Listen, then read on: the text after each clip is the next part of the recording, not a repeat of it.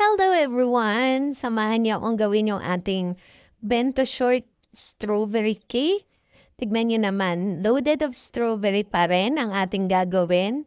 Pero this time, wala na siyang cream sa pinaka gilid niya. Talagang short cake lang talaga siya ng strawberry.